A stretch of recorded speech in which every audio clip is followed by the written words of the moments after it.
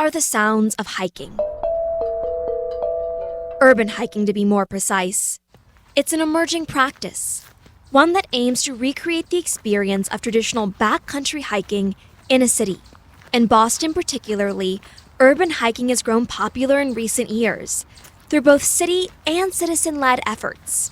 Steve Kriskowski, a program manager with the Boston Parks Department, started the city's Hike Boston program in 2021 when the COVID-19 pandemic kept many people at home looking for safe activities to do. I love being out in these parks and I love being able to go for walks, and I thought that coming up with this Hike Boston program would not only get me out of the office, but it's also a nice way to come out and, have other people come and spend time outdoors. At least twice a month, Kriskowski, other Parks Department employees, or park rangers lead an hour-long hike exploring one of Boston's many parks. The city manages nearly 300 of these green spaces. Some of these walks feature more formal discussions on the park's history or environment. Others are more about bringing community members together through the shared experience of walking in a park. Sometimes you go for these hikes and you don't even realize you don't even hear the sound of a car sometimes when you're going for some of these hikes. And it's just, I'm still in the city limits, like I'm still in the city of Boston, and it really is, it's just wonderful to be out in nature.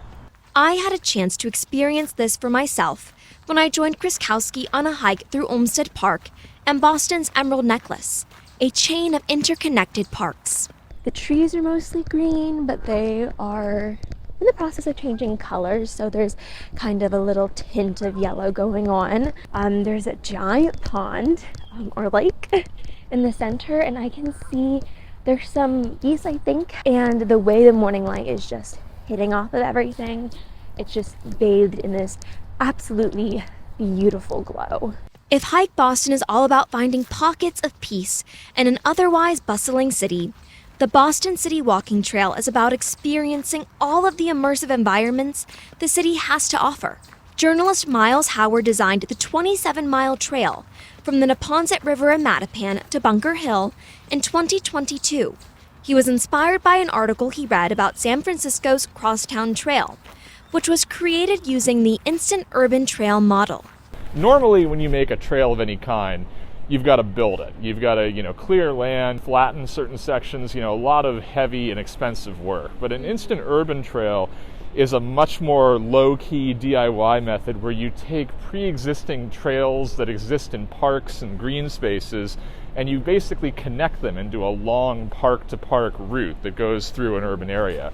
Unlike backcountry hiking, urban hiking is more physically accessible, has the convenience of public transit stops, and offers the chance to recuperate in restaurants or stock up on supplies from stores along the trail. But urban hiking is more similar to backcountry hiking than people think. According to a 2023 report from the Trust for Public Land, the access to parks these hikes provide can help reduce obesity and risk of disease through physical activity. They can also improve mental health by reducing anxiety and depression.